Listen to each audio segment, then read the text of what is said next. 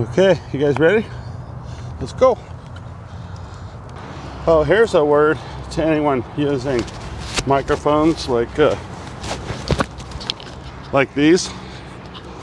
Get them away from your throat.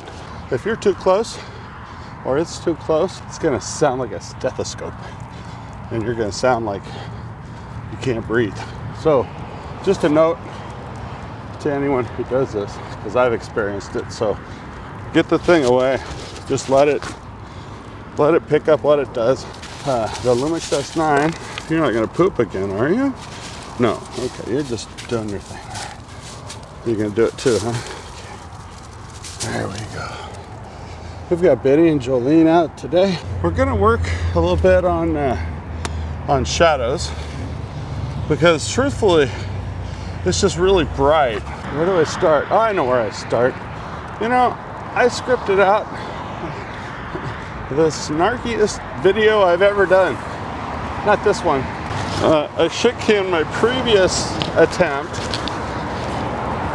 Didn't even make it out of the gate because, well, mostly because it's just not in my heart. It's just not who I am. I'm sorry you had to miss that, but it's for the better. The main thing that I read, the main thing I ran into was people saying they don't understand what straight out of camera is. Is it this, is it that, is it in between, is it this edit and not that edit, this, that. I guess it's a valid question. I don't think there's a rule book for it though. I don't think it was ever determined that there would be rules on what you could and couldn't do. And I've got probably the best, in my opinion, straight out of camera ever made. That's the Fuji X-Pro3. Holy crap. Look at that.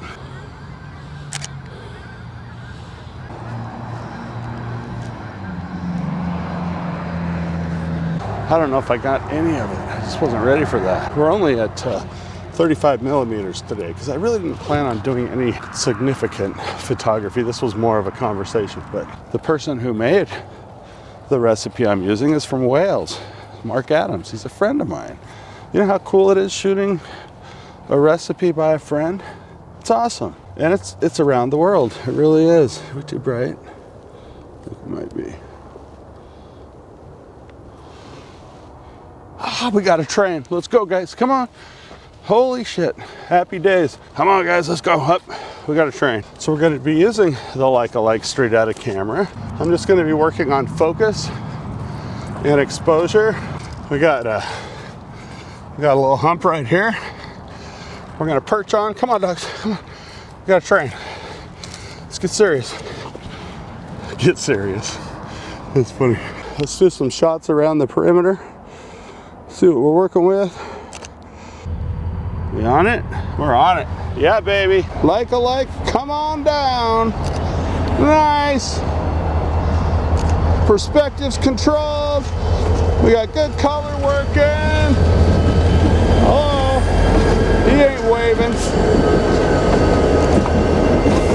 He not waving.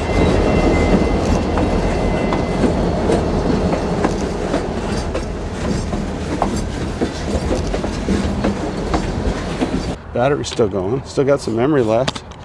There we go. We got some colors in for the old Leica-Like. That's awesome. Photography nerds. That's all straight out of camera shooters are. I don't use a computer at all. I use an iPad, and I enjoy the freedom of not sitting down at a computer to do my photos. And that's not to knock anyone who does. The raw workflow is better. It's a freedom from monthly subscriptions and worrying about what software you're using. And I realize the computer in here makes all the decisions, but I told it what to do. That I tinkled its buttons to make photographs that I want to make. Here, we got a little foreground going on now. This will help. Yeah, with a shadow. Nice. Let's try this big old one right here. I remember doing raw photography. This is back to Photoshop 6, 5, I don't know, 4. I knew exactly how far I could push a file and still pull it out. It was part of my workflow, especially doing wedding photography, was knowing how hot you could hit a light and still, the dynamic range was life-saving sometimes. Let's see what this does. I'm getting just a touch of lens flare at the top of the frame, and don't be fooled, that's what that is, but I'm working with it. That's the kind of stuff that you tend to work on a little more, I think, when when you're straight out of camera. It's not an advantage at all, but it is challenging. For me, straight out of camera is just that. I take it out of the camera, I put it on my iPad, and then the photos that you see in my videos, those are the ones that I took. Once in a while, I'll straighten a horizon. I hate crooked horizons, and I work the level within the camera. It's not always reliable, or at least I'm not always reliable seeing that it's not reliable. I tend to watch my meters a lot, the exposure meter, and I do shoot manual almost all the time. Sometimes I drop into spot point metering just because it's easier, fun.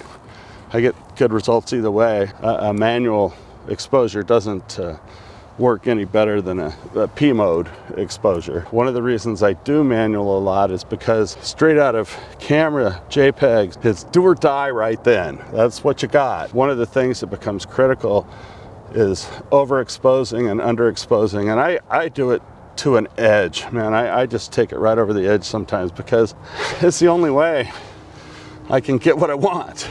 Doing it raw, I would have a lot more versatility. But overexposing and underexposing can get you some really dramatic looks. That's just part of the workflow, is how you're working your exposure, because all of these recipes work different depending on how you're exposing them. The more you work in the camera, the less work it is out of the camera. I hate that some people put it on a pedestal or think that we're putting it on a pedestal, because that's really not what's going on.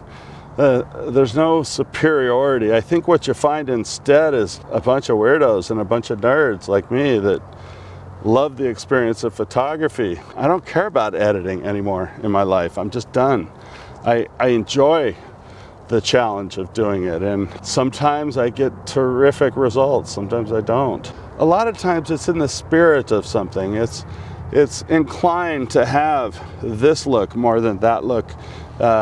Just like this is inclined to really hit the blues and reds. We don't have any reds today, but throw off the best imitation it can. Better than most imitations. I think Fujifilm simulations, even though they may not be dead on, they're still within a look, I think, of acceptability in some cases. Now, the Leica-Like that we're shooting now is not an actual film-based recipe. It's more of a mood. It's more of a tribute, I think that's important to remember, because there's times in lighting where it comes through pretty darn good, but it doesn't always come through that way. I can see where it could be a fine line for some as insulting. Boy, I can't say it enough. I think the original gangster films there's a reason that people are going back to that stuff, because it's nice,